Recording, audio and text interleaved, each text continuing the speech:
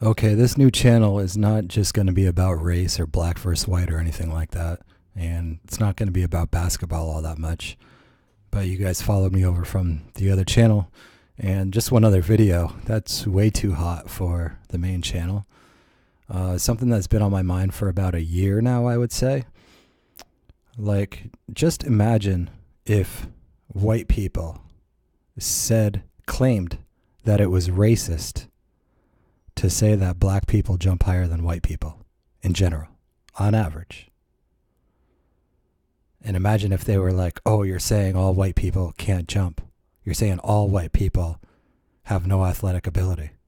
And, And just like basically throwing temper tantrums. That's what you would call it. That's what any rational person would call it. It's just throwing a temper tantrum. White people said it was racist. What if white people protested the slam dunk contest? Because the country is 65% white, but there's no white dunkers in the slam dunk contest, or only one. And 2/3 of the slam dunk participants should be white, assuming everybody, all races, can jump the exact same on average. Then you could conclude that only racism could be preventing the majority of slam dunk participants from being white people. You could say the whole NBA was racist because it's not 65% white, because everybody is exactly the same in all ways. You wouldn't tolerate that. You would know exactly what it is. You would call all those white people haters, and you'd be right. You'd be obviously right. But in the world of basketball, superiority is largely determined by your athletic ability, by the height and the size, and even your leg length to torso length. The longer the legs you have, that tends to be better for basketball.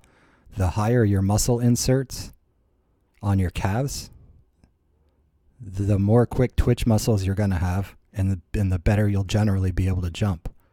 And these are traits much more common to black people than to white people. There's nothing racist, anti-white about that, is there? So we basically have black supremacy in the NBA, but it's not it's just the way it is. You can be a hater, or you can accept reality, accept science, accept facts,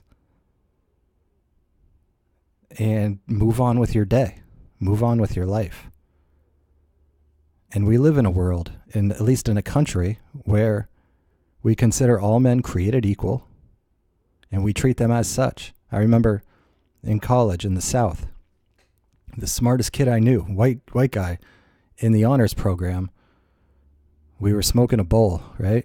And he's telling me that the ability to fix a lawnmower is much more important than being really good at academic work in college and being in honors programs and on the fast track to success in an office type environment. And I thought he was crazy. But over the years, the more I think about it, like being able to fix a lawnmower, even though it's relatively simple for some people, it's not simple for everybody. And it is a productive skill set that contributes to society. And in a society where we respect all people, especially those who are productive and contributing to society, then he's got a point in some regards. It's not like at the very least shuffling papers or whatever at a higher level is not any more valuable to society than fixing that lawnmower. And so what's wrong if white people are generally underrepresented in the NBA because of their talent limitations? It's white people don't get crushed by that fact, do they? They still love the NBA for the most part. And they're still represented in coaching. and general managers, and they do really good in those regards. And in the ownership as well, right? So, and it got me thinking, you know, I cover basketball, I scout basketball players, and I'm interested in all this science and physics and biomechanics and sociology and psychology and group psychology and developmental psychology and all these other things that can help make you a really good scout. I'm interested in all of it. But as a person who recognizes and accepts plainly that black people are obviously generally better at basketball than white people, as proven by the fact that the NBA is some 80% black, it'd be foolish to dismiss that. It'd be foolish to call it anti-white racist. It'd be foolish to pretend that all races, all ethnic groups around the entire world are exactly the same good at sports. And if we can accept that all races and ethnic groups are not exactly the same averages as far as being good at sports, then why are we ignoring the possibility that other traits, other skills could be different? You know, it's this political correctness that's gone crazy. And what if, guys, the average IQ of black people in the US was slightly lower than white people? What if? So what? Why does IQ score mean that black people are inferior? Why is it racist? It's just like fixing a lawnmower, right? Nobody says the fact is the guy who can fix a lawnmower is just as valuable to society as the the guy with the glasses and the pocket protector who is pushing papers around or whatever. They're both, why is it that IQ is the final indicator of a human's worth? Why isn't it jumping ability? In the basketball world, superiority is largely determined by athleticism and jumping ability and wingspan. You know, there's some players in the NBA who have terrible wingspans, and a lot of them are white. So let's just be realistic about all of it. Let's be realistic about all of it and fact-based about all of it. All it's going to do is benefit everybody. And believing lies, that's not going to benefit anybody. It might make you feel a little better, but it's just going to make pussies feel better. Just like white people believing that white people are just as athletic and just as good dunking as black people. That might make their bitch asses feel a little bit better. But that's not even good. That wouldn't even be good for white people, would it? It wouldn't be good for anybody for white people to believe that the average white person is just as good at basketball as black people. Just like it wouldn't do women any good to pretend that women are just as good at basketball as men on average. How does that help anybody? So what we've considered progress over the last 30, 40 years has actually been a regression back towards dark ages. Anti-intellectualism, guys. And anti-intellectualism might help level the playing field by dumbing down everybody. Nobody feels left out. But that's not what human advancement is about. Human advancement is about being realistic and progress oriented. You know? So let's look. The average IQ in Africa, guys, sub-Saharan Africa, is like 70. The average white IQ in Europe and the US is about 100. Okay, you got 70 and 100. That's not equal. You can make up a million excuses. But you look at what was invented in sub-Saharan Africa. They didn't really have the written word, literature. They didn't have the wheel. They didn't even have the wheel, guys. until white people discovered sub-Saharan Africa in like the 1800s. Nobody even went down there. It was completely isolated. There was complete self-determination up until 1700 or 1800 AD. And what did they do? They had thousands of years of self-determination to show their goods, to show what they can do. And a lot of it comes down to the geography, the Darwinism, evolution. What traits are best, most conducive to survival in that particular geographic climate?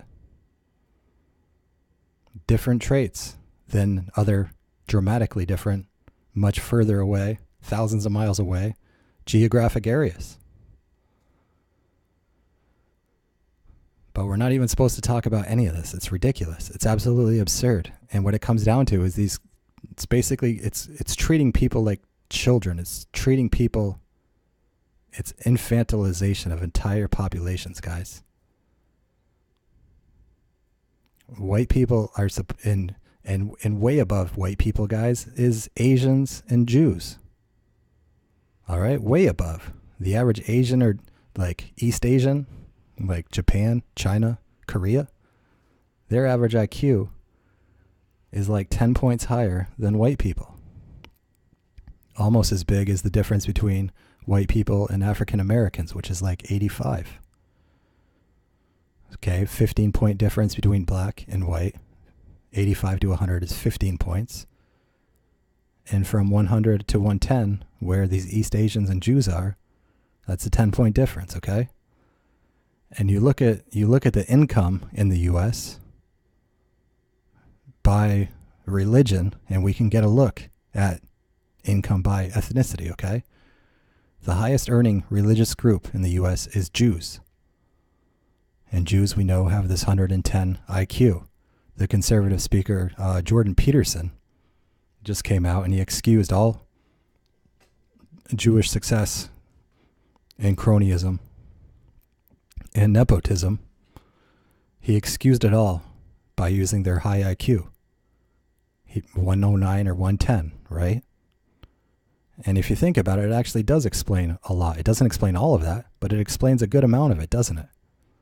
And what's the second highest earning religion in the US? Hindus, guys. Indians.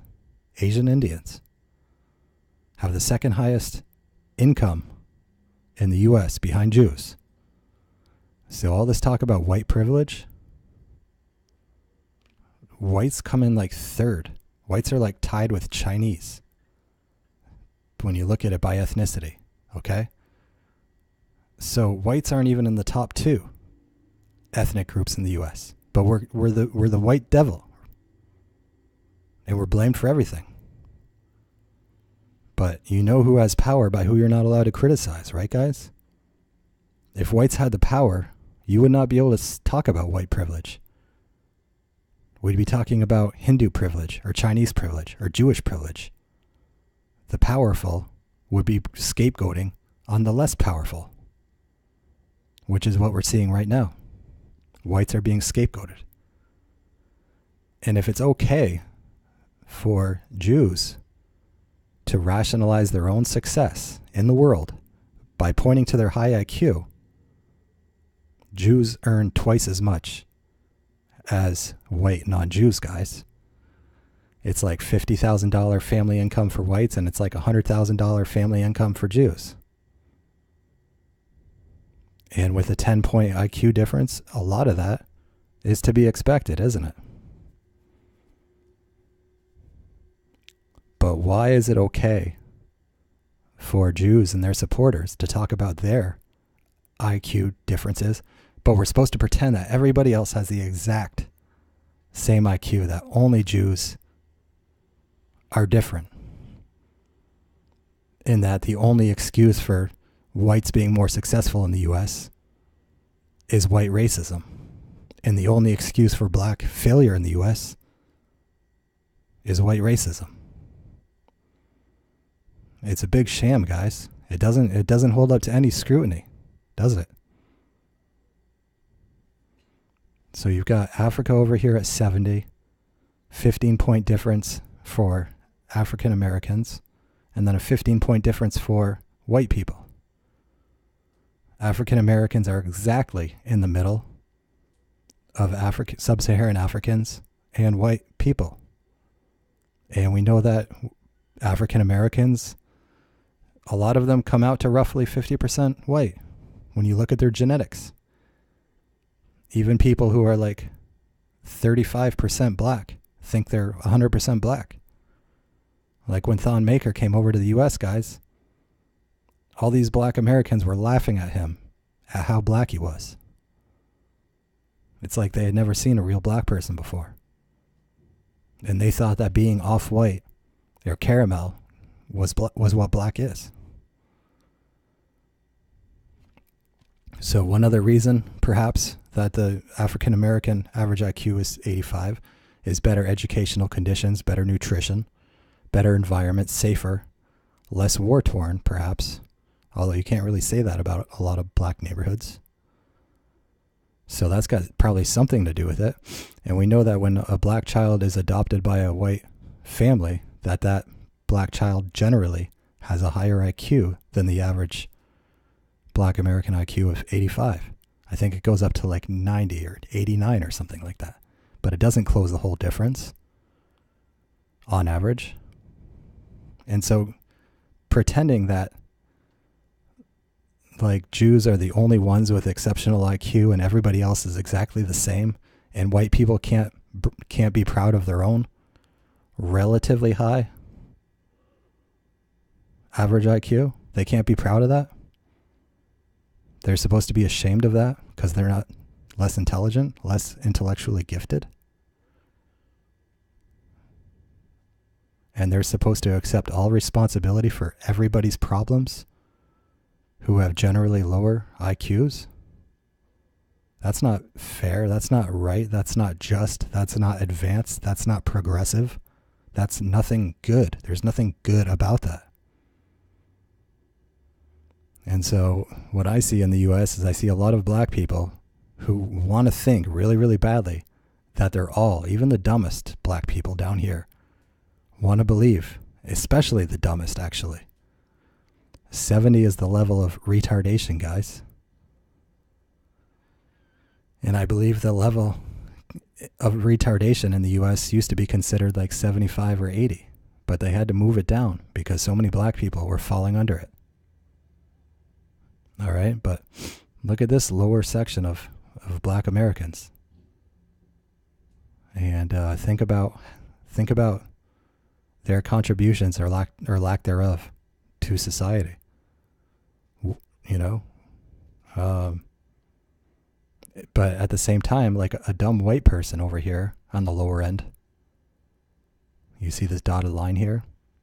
Dumb white people, guys, they don't have the racism excuse to feel better about their failure. Okay? A dumb white person accepts that they're dumb. They notice that they suck at schoolwork when they're 8, 9, 10 years old, guys. And they come to grips with it. But over here with black Americans, I don't see a lot of people accepting that they're just basically dumb. We have people below the retardation line who think that they're just as smart as the average white person or even Jewish or Asian person. And if you told these people over here that Chinese males or Hindu males are better at math than they are, they would flip out. And so it's just simply not right. Just as poor people accept that they don't have the intelligence and that their failures in life and their career is not the fault of anyone else, it's just bad luck. It's bad luck. Bad genes, bad luck. So be a mechanic, be whatever it is you need to be. And mechanics, you know, I don't even have good mechanical aptitude. I couldn't even be a mechanic probably. But plumbing school, electrician, you know, a simple helper on a construction website, right? Temp jobs. You do what you have to do, work at the dollar store. You accept your own limitations. You find peace with your own limitations. And you don't harbor this aggressive, toxic, violent anger towards society for your own shortcomings. You don't see white people doing that about the slam dunk contest, do you? You don't see white people rioting because Kelly Olynyk didn't win the slam dunk contest. You don't even see white people taking the credit for guys who look like they're majority white, genes, like Blake Griffin or Zach LaVine or Aaron Gordon, winning the slam dunk contest. Anyway, guys, you know, we all need to be realistic about our own limitations and our own expectations. And when you don't have any sense of realism, you're just going to blame other people for your own shortcomings. And ignorance of your own shortcomings, in a way, it's a privilege because you don't have to you don't have to criticize yourself. You don't have to feel bad about yourself. The dumbest black people can feel great knowing that they're geniuses and they would have been doctors if it wasn't for systemic white racism, right? I would have been a doctor. But the white racist, that's the problem. Right, guys? It's ridiculous. So anyway, and why does IQ have to determine a person's worth? It doesn't. It only affects what are realistic career expectations and what are realistic approaches to finding success and how you should define success in your life. And anyway, guys, it's just but we never talk about this, do we? We never talk about this. It's illegal. It's almost illegal to talk about. We're supposed to be told that if it wasn't for white racism, the average black IQ would be exactly the same as white people, and we're just going to ignore that Jewish and Hindis and Japanese, Chinese, and Koreans can brag about their high IQ, but nobody else can. Certainly white people can't. And white people are just supposed to feel guilty their entire lives for having a mediocre average IQ, slightly above average worldwide. Then we have the fact that sub-Saharan Africans are the only group in the entire world that do not have Neanderthal DNA. Everybody else in the world has Neanderthal DNA, like 6, 7, 8, 9, 10, 11, 12%. Why do we never talk about that? That's dramatically different genetics.